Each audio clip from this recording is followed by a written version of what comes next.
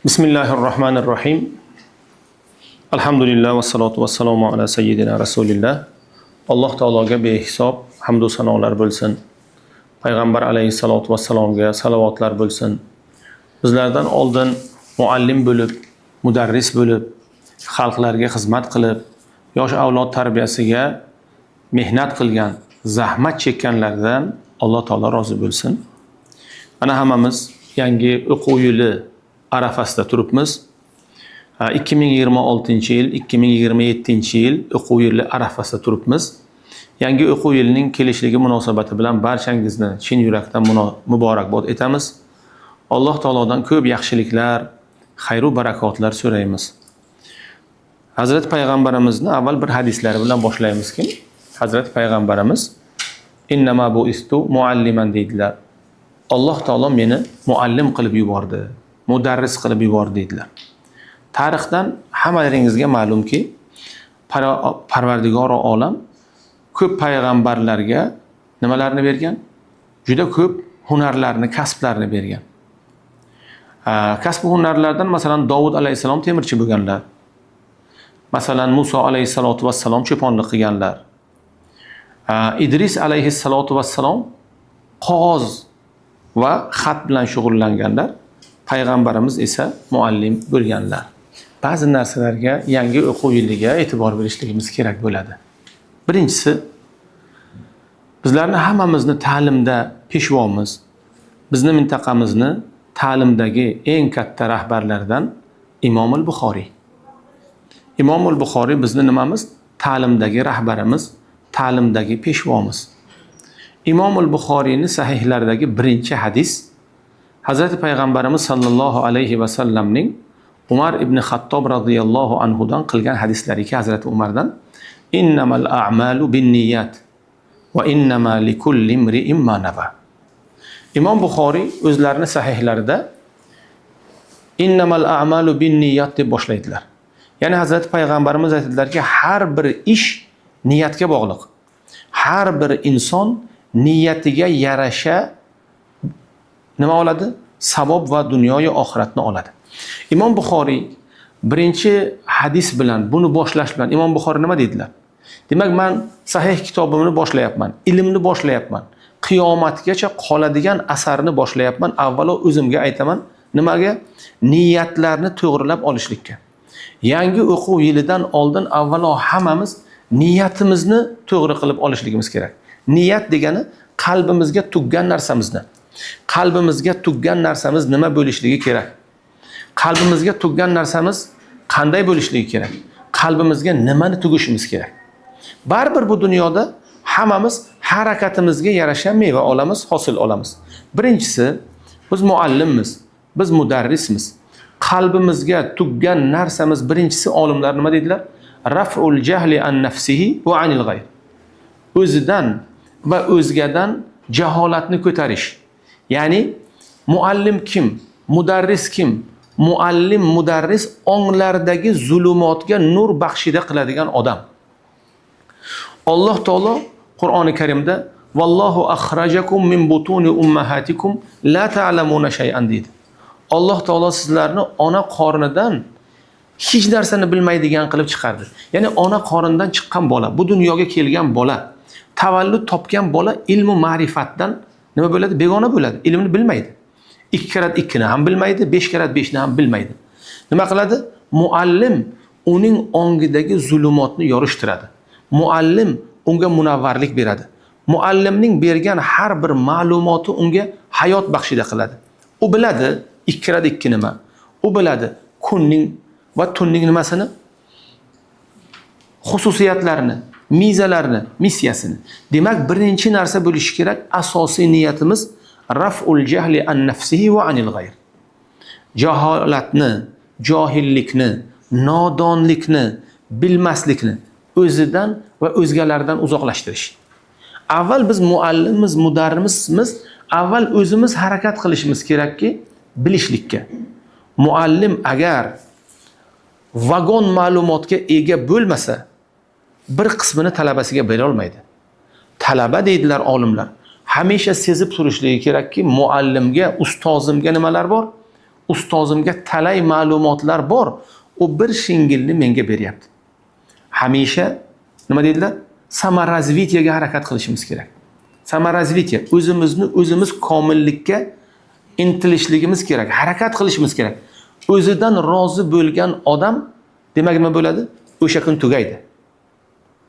Olimlar aytadilar-ku, velosiped tik turishi uchun uni haydab turish kerak. Agar haydalmasa velosiped yiqiladi. Mana shu birinchisi, niyatdan maqsadimiz shu. O'zimizdan va o'zgalardan jaholatni ko'tarish, nodonlikni uzoqlashtirish. Ikkinchisi, niyatdan maqsad avlodlarga, odamlarga yaxshilik ulashish, odamlarni ma'naviy saviyasini ko'tarish. Abdulloh ibn Mas'ud degan sahobiy, payg'ambarimiz alayhisalom sahobiylari 3200 ta shogirdlari bor edi. 3200 ta. Birortasidan biror tiyin tamador emas edilar. Ya'ni ixloslardan. Endi alhamdulillah Alloh taoloning marhamati bilan biz ishimizga yarasha emas, ishimizning bir qism maoshini olamiz.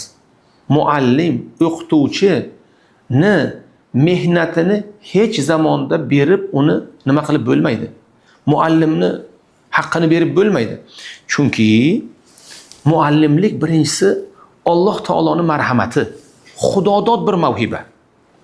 Xudo bermasa, Xudo ilm bermasa, Alloh sabr bermasa, Alloh taolo o'quvchilarga, yosh avlodga mehr bermasa, u odam muallim bo'lmaydi. Muallimga mana shu narsa kerak. Birinchisi ilm. Muallim 10 yil maktab o'qiydi, o'ynamaydi. 5 yil institut o'qiydi, o'ynamaydi. Magistratura o'qiydi va har kunlik darsini tayyorlab boradi. Xususan bugungi zamonda nima bo'lyapti? Har kun bir yangi texnologiya, har kun bir yangi narsa, har kun demak muallim o'z ustiga ishlaydi. Ikkinchisi, muallimga kuchli sabr kerak, toqat kerak. Xususan sabr va toqat avvalgi muallimlarimizga bo'lgan, bugungi muallimlarimizga sabr va toqat 2 barobar kerak. Nima uchun? Kameralar kuzatib turibdi. Har bir bola bir shohi jahon. Ularga sal baland gapirib bo'lmaydi. Bittasini turtib bo'lmaydi. Bittasiga odobni sal qo'polroq so'z bilan aytib bo'lmaydi. Ularga muallim o'ziga barcha og'irliklarni olib, o'zini bosib, tilini tishlab, og'ir vazmin bo'lishi kerak. Keyingisi mehr. To mehr bo'lmasa, muallimning qalbidan ma'lumot jo'shib chiqmaydi. Mehr bilan chiqadi u. Shu o'qituvchi talabalarni yaxshi ko'radiki, ularga ilm beradi. Demak, yangi yilning boshida niyatimizni to'g'rilashligimiz, niyatimiz xolis bo'lishligi. Olgan oyligimiz agar faqat niyatimiz oylik bo'lsa, faqat niyatimiz faxriy yorliq bo'lsa, shunga erishamiz. Oy oxirida oylik beriladi, faxriy yorliq beriladi.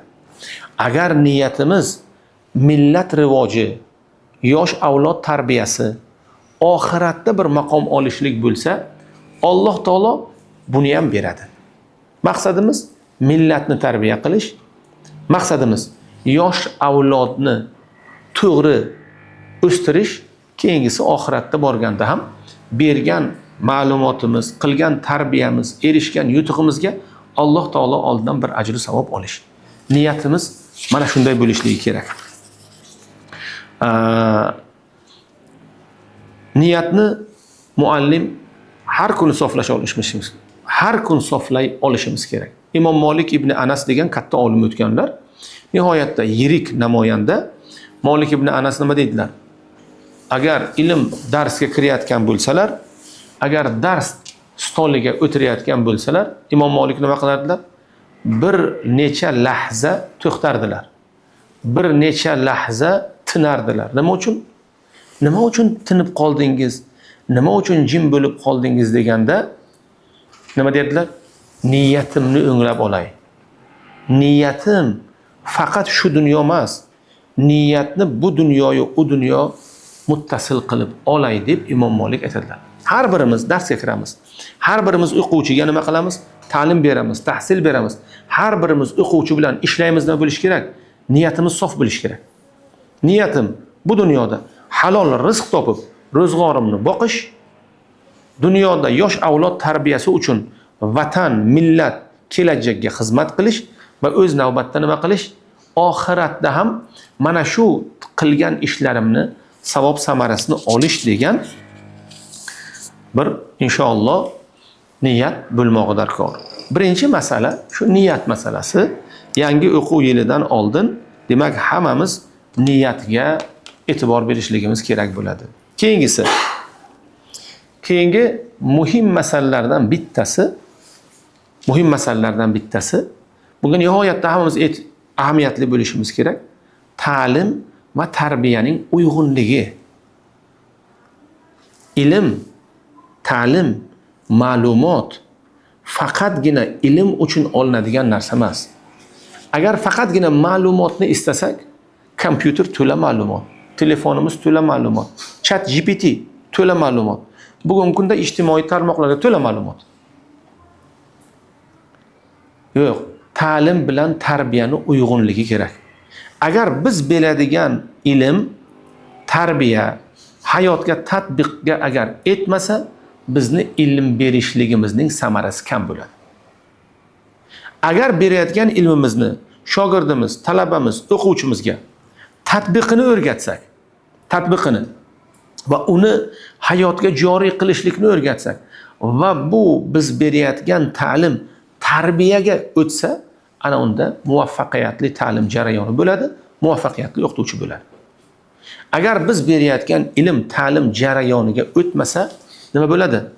U ilm ma'lumot sifatidagina bo'lib qoladi, xolos.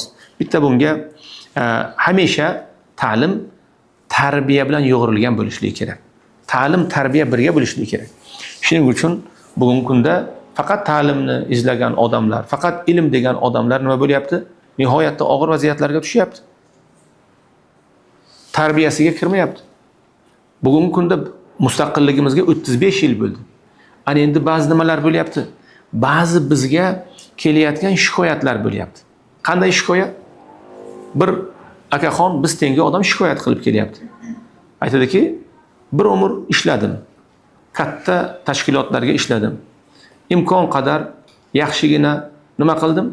Pul, mol, uy, joy va yaxshigina nimalarga erishdim? Imkoniyatlarga erishdim. Bitta o'g'lim bor. O'g'limni o'qitdim. Avval o'zimizni qimmat maktablarda o'qitdim. Undan keyin Angliyaga o'qitdim. Undan keyin Amerikaga o'qitdim. Hozir o'g'lim Amerikada nima bo'ldi? Magistraturani tugatdi.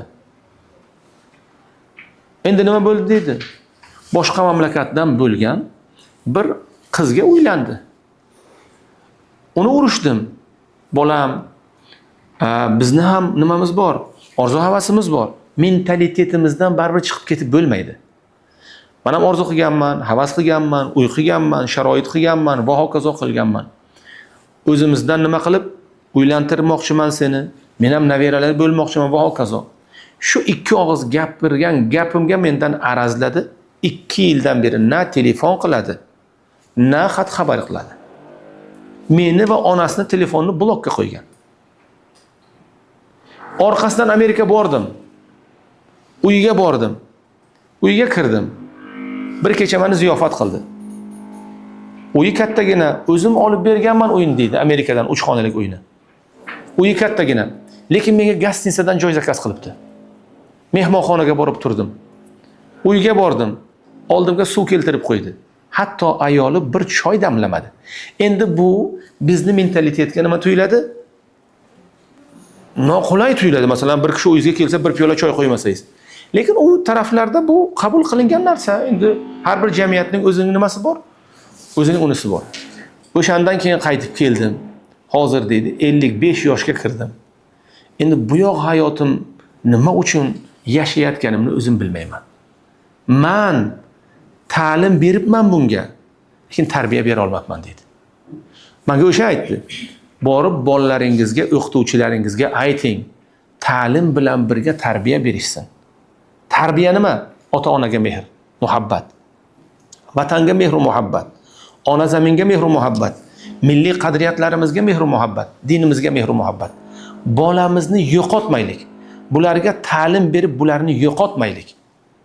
bularni ma'lumotlar bilan boyitish birgaligida ta'lim bilan, ma'rifat bilan, tarbiya bilan boyitaylik. Bularni biz vatanimiz kelajagi uchun tarbiyalashimiz kerak, ko'tarishimiz kerak. Vaholanki bularni tarbiyalab chiqsak, bular yo'qolib qolsa, nima bo'ladi? Manfaat bermaydi. Na yurtiga, na eliga, na oilasiga, na boshqa bir narsaga bo'ladi.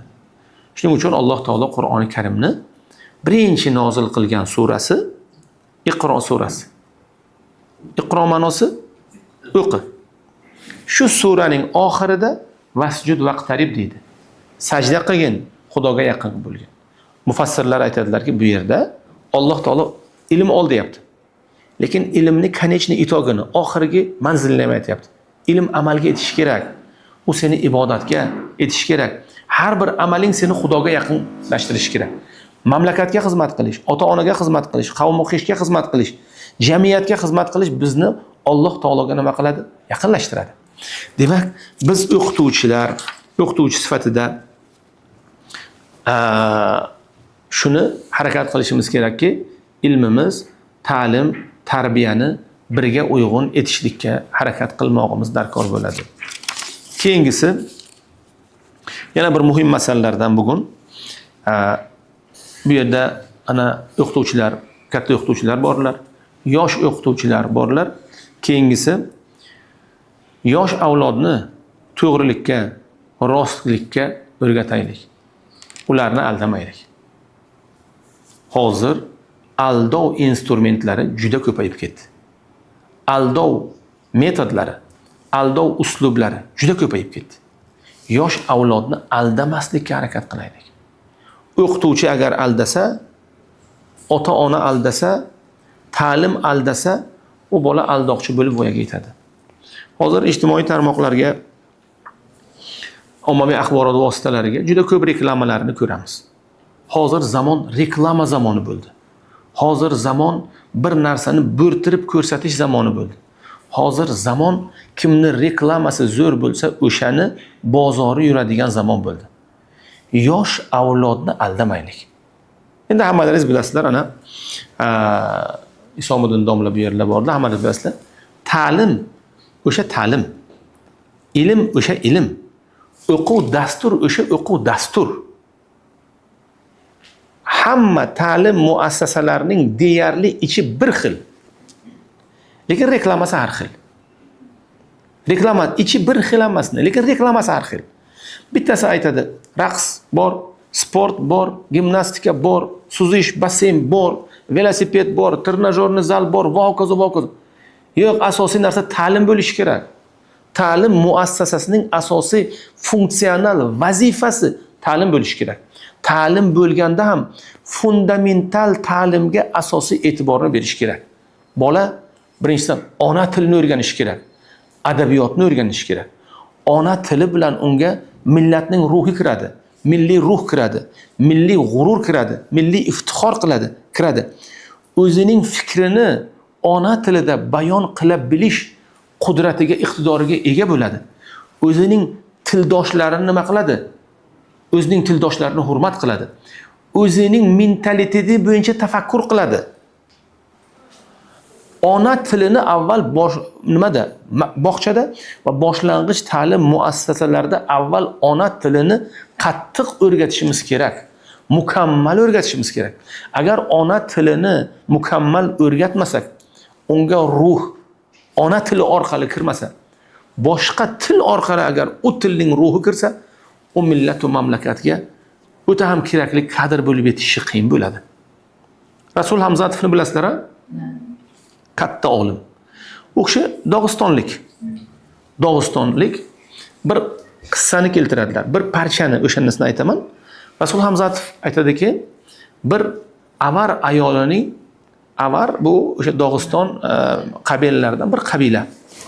Avar ayolining bolasi Fransiyaga boribdi dedilar. Fransiyaga boribdi. O'qituvchilar bu qissani biladilar. Fransiyaga boribdi. Fransiyaga safar qilgandan keyin avvallar bilasizlar, bunaqa ijtimoiy tarmoqlar, telefonlar bunaqalar yo'q. Bir xat 2 oyga boradi, 2 oyga keladi va hokazo. Avar ayolining farzandi Fransiyaga boribdi. Fransiyadan u bilan birga yurgan, birga ishlagan bir odam uning oldidan kelibdi. Avvallari agar o'g'lingiz armiyaga borsa, chet elga borsa, o'sha bir territoriyadan, o'sha manzildan bir odam kelsa, buni oldiga kelardi uyga. U ayol darhol qo'shni ayollarini yig'ibdi. Shunaqa odat bor edi avvallari. Masalan, o'g'lingiz armiyada bo'lsa, uni oldidan bir odam kelsa, qo'shni ayollarini yig'ilib unga ziyofat berilardi. U ayol qo'shni ayollarini yig'ibdi va u kelgan odam uning o'g'li to'g'risida gapira boshlabdi. O'g'lingiz undoq, o'g'lingiz bundoq, bundoq, bundoq deb. U kelgan odam ham Dog'istonlik ekan. Avar millatdan ekan. U yigitning onasi bundan savol so'ragan ekan. Meni o'g'lim sen bilan Dog'iston tilida, avar tilida gaplashdimi? Qaysi tilda gaplashdi? U aytgan ekan. Ikkalamizni muloqot tilimiz fransuz tili bo'ldi degan ekan u. Ayol joydan turadi.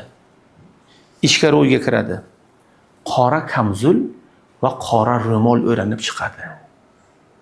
Farzandim milliy tilining yo'qotgani men uchun o'lgani deydi. Demak, farzand milliy ruhini yo'qotdi. Millatning bir farzandi kam bo'ldi. Shuning uchun bizlar Rasul Hamzatov nima deb buni SSR paytiga aytgan. Sobiq tuzum paytiga aytganki, har bir millat o'zining tilini bilsin. O'zining tilini mukammal bilsin. To'yinki fikrlashi o'z tilida bo'lsin. Undan keyin ana chet tillar bemalol. Abdurrauf Fitrat nima dedilar? Bolalarimizga boshlang'ich ta'limni o'z yurtimizda o'z mudarrislarimiz berishlari kerak. Keyin dengiz ortiga safar qilmaydilarmi dedi. Avaz o'tarini bir so'zi bor. Har tilni biluv bani odama jondur. Til vositai robitai olamiyondur. G'ayri tilni bilmakka sa'y qiling yoshlar, kim ilm va hunarlar rivoji anda ayondur.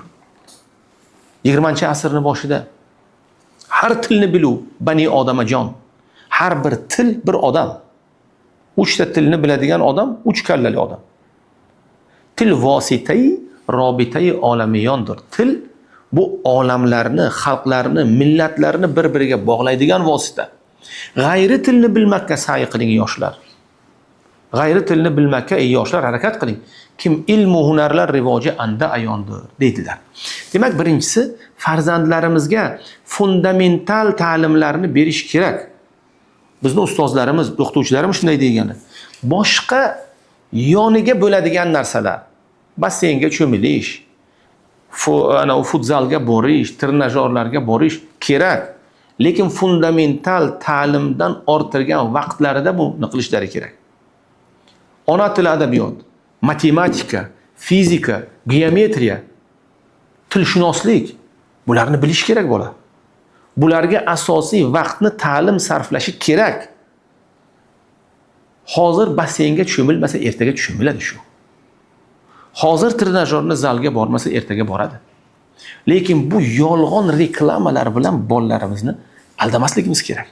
Ta'lim o'sha, ilm o'sha. Yaxshi bilishimiz kerak.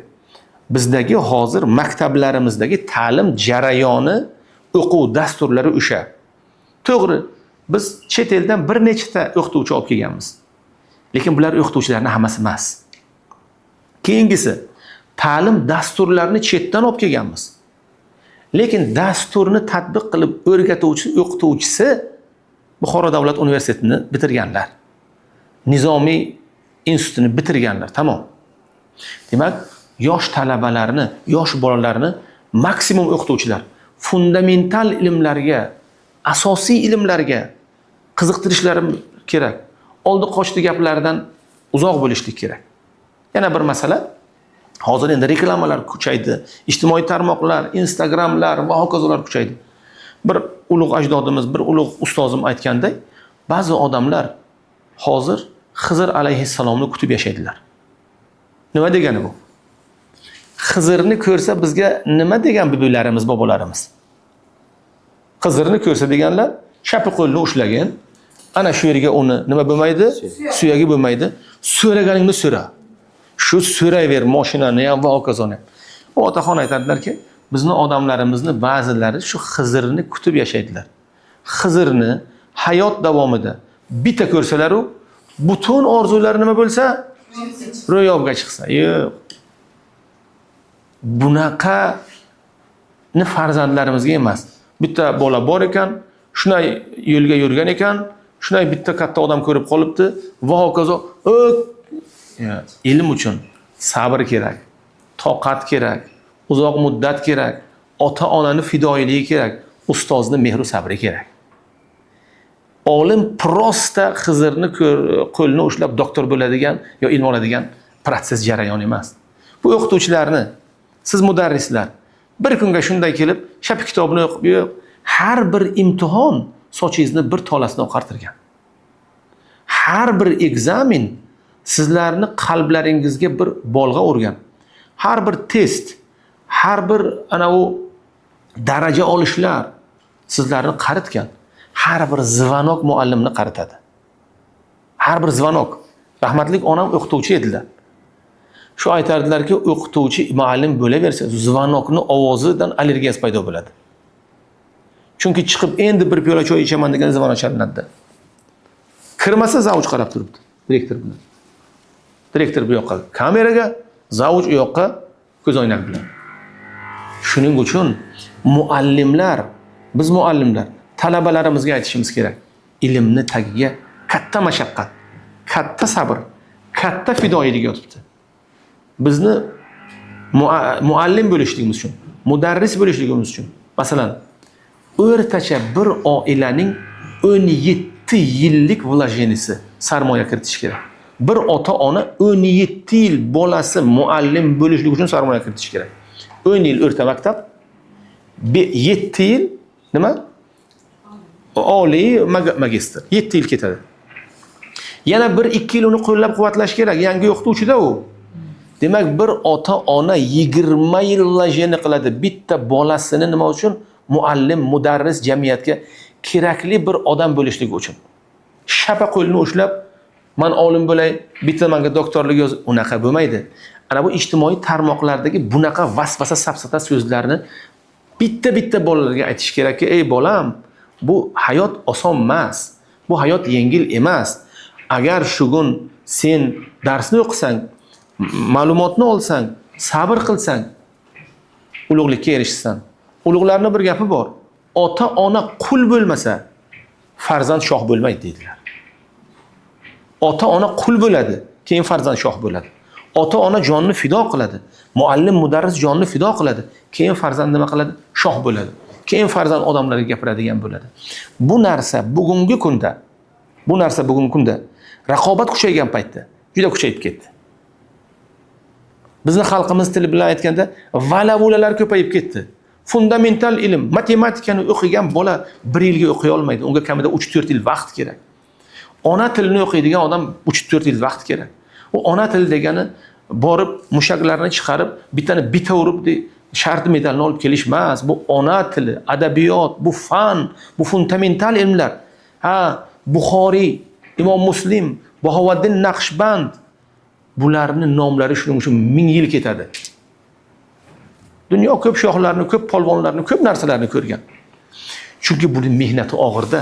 Biz muallimlar, biz mudarrislar bolalarimizni mana shunga tarbiyalashligimiz, mana shunga singdirishimiz kerak. Ey bolam, oliy bo'lmoqchimisan, o'qiysan. Olim shunday bo'lmaydi. Ana bu yerga yoshlari, kattalar bor, pedinstni o'qigan paytlarda. Kunlab faqat buxanka non yeganlar. Kunlab o'sha payt katta stakanga, granulni stakanlar bo'lardi, shakar berardi. Kofe va kakao olishni nima qilgan? Orzu qilgan. Shu bitta kofe, bitta kakao iching. Shuning uchun bugun muallim, shuning uchun bugun mudarris, shuning uchun ana bunaqa stakanchalar bilan 2 ta shokolad qo'yiladi bugun. Nima uchun? O'sha kunni shirin choyiga sabr qilgan. Bo'lkan onni botirib yegan o'shanga. Jig'ildoni qaynaydimi, qaynamaydimi? U oshqozoni, u muammo oshqozonniki, muammo jig'ildonniki. Ota-ona ham shunday. Mana shuning uchun mana shu narsalarga inshaalloh e'tibor berishligimiz. Abdulloh ibn Abbos radhiyallohu anhu aytadilar, oyat bor. Inna minhum la robbaniyun olimlar odamlar ichida rabboniylari bor. Rabboniy degani xudo tarslari bor. Abdulloh ibn Abbosdan so'raganlar, kim xudo tars, kim rabboniy deganda, u kishi aytganlar, allazina yabda'unal bisigharil ilmi qabla kibarihi. Ular kimlar? Ular ilmni bosqichma-bosqich o'rganib ketadiganlar. Ilm biz bosqichga tugallamaydi. Bu yerga albatta ota-onalarga ham murojaatimiz bor. Bugun bolalarimiz yaxshi. Bolalarimiz sabrli. Bola o'zi sabr toqatli keladi. Bolaga Alloh taolo shunday imkoniyatni, shunaqa bir imkoniyatlarni yosh bolalarga Xudo beradiki, bolalarga katta sabrni Alloh taolo bergan. Bola yugurish bilan charchamaydi, o'qish bilan charchamaydi. Alloh taolo bolaga katta quvvat va energiya bergan. Lekin ota-onalar ba'zilari sabrsiz. Nima buni buncha o'qitasizlar? Nima bunga buncha vazifa berasizlar? Bu ruhiy stress, qo'rqinch oladi.